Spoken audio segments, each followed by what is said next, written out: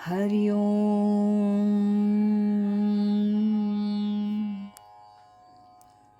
पूजनीय स्वामी भक्त डॉक्टर सुषमाताई वाटवे यांनी लिहिलेल्या स्पर्श परिसाचा या ग्रंथमालिकेतील पहिल्या भागाचं वाचन आपण ऐकत आहोत. आज ऐकूया यातील प्रकरण 5, तयाचे बिसाट शब्द, याचा भाग 5. भगवंताचं आकर्षण सर्वांना असतं, तसंच संतांचंही विलक्षण आकर्षण लहान थोर स्त्री पुरुष सर्वांना असतं. अष्टमहासिद्धींपैकी आकर्षण सिद्धी ही सर्व संतांजवळ असते. त्या सिद्धीचा उपयोग करून ते अनेकांना आपल्याकडे आकर्षून घेतात आणि परमार्थ मार्गाला लावतात. त्यांना स्वतःसाठी पैसा, मान, कीर्ती, स्त्री कशाचंही आकर्षण नसतं.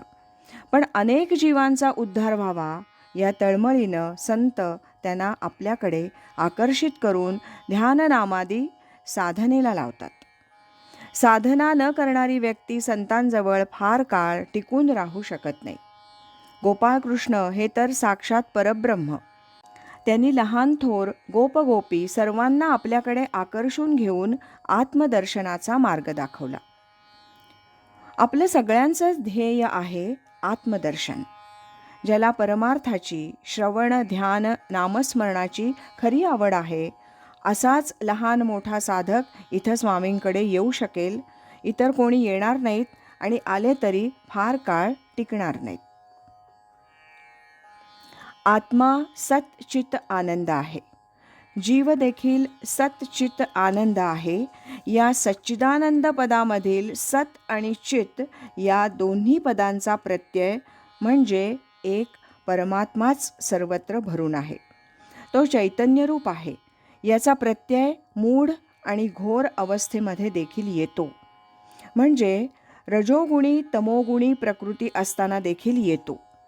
अणुरेणूत परमात्माच भरून आहे. तो अत्यंत दयाळू, कृपाळू आहे. हे सगळं मनाला, बुद्धीला पटून देखील, त्याचा प्रत्यय येऊन देखील तो दुःखाच्या, काम, क्रोध, संताप, उद्वेगाच्या विरोधी नाही. म्हणजे हे सर्व विकार त्याला असू शकतात. आता आनंद जो आहे तो शांत वृत्तीत प्रकट होतो. शांत वृत्ती ही सत्वगुणाची वृत्ती. सत्वगुण म्हणजे ईश्वरी प्रेमा अधिक, प्रपंच संपादने लौकिक, सदा सन्निध विवेक, तो सत्वगुण. सत्वगुण म्हणजे ईश्वरभाव, गुरुनिष्ठा, नम्रता, प्रेम, युक्ताहार विहार, परोपकार, दान, पुण्य, शांती, दया, क्षमा. प्रत्येक व्यक्तीला भगवत स्वरूप मानून त्याच्याशी बोलणं, चालणं. सगळा संसार आनंदरूप असावा असं वाटणं. मला केव्हा ना केव्हा देव भेटेल असा निश्चित भाव असणं, हा सत्वगुण. हा देखील सुखदुःखाला विरोधी नाही. सात्विक माणसाला देखील सुखदुःख असू शकतं. कधी उद्विग्नता, संताप येतो. पण ज्या वेळेला परमात्मा मी आहे, अहम ब्रह्मास्मी असा बोध होतो, तेव्हा ती वृत्ती मात्र सुखदुःख, उद्विग्नता, संताप याला विरोधी आहे. याचा अर्थ रज तम कमी होऊन सत्वगुणाची वृद्धी झाली की वृत्ती शांत होईल. या शांत वृत्तीत परमात्म्याचं प्रतिबिंब पडलं की तो आनंद, ब्रह्मानंद प्राप्त होईल. यासाठी साधकांनी सत्वगुण कसा वाढेल ते पाहिलं पाहिजे.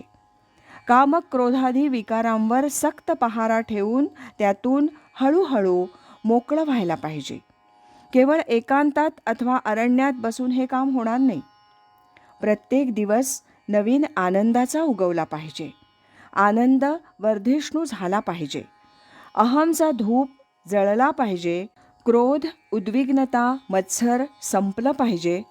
हे सर्व झाल्याखेरीज राजस, तामस वृत्ती असताना जर कोणी देह ठेवला तर मुक्तीच्या दृष्टीनं त्याचा फारसा उपयोग नाही. पूर्ण प्राप्त पुरुष झाल्यावर त्यानं केव्हाही देह ठेवला तरी हरकत नाही. आत्मस्थिती ही एक स्थिती आहे. ही स्थिती प्राप्त व्हायला निदान 36 वर्ष नेमानं, निग्रहानं, कष्टानं साधना करावी लागते. एरवी एकदम अशी स्थिती प्राप्त होऊ शकत नाही. ही स्थिती कुठल्याही पोशाखावर, ग्रंथवाचनावर, विद्वत्तेवर अथवा प्रवचन उत्तम करता येण्यावर अवलंबून नाही. आपल्या साधनेनं येणारी ही स्थिती आहे. लोकांच्या, जाणकारांच्या लक्षात येतं की ही व्यक्ती पूर्ण झाली. त्याला आपण पूर्ण झालो किंवा झालो नाही असं काहीच वाटत नाही. तो नित्य आपल्या आनंदात असतो. ज्याला ही स्थिती प्राप्त होईल तो धन्य झाला. त्याचं जीवन धन्य झालं. अलिप्तता, आत्मस्थिती, सहज स्थिती ही एकच स्थिती आहे. या वाचनाबरोबरच प्रकरण 5 तयाचे बिसाट शब्द याचं वाचन समाप्त होत आहे आणि स्पर्श परिसाचा या ग्रंथमालिकेतील पहिल्या भागाचं वाचनही आता समाप्त होत आहे. उद्यापासून आपण या ग्रंथमालिकेतील दुसऱ्या भागाचं वाचन क्रमशः ऐकूया. सद्गुरु असती अंतरात, सत्शिष्याते जागवीत. हरि ओम तत्सत.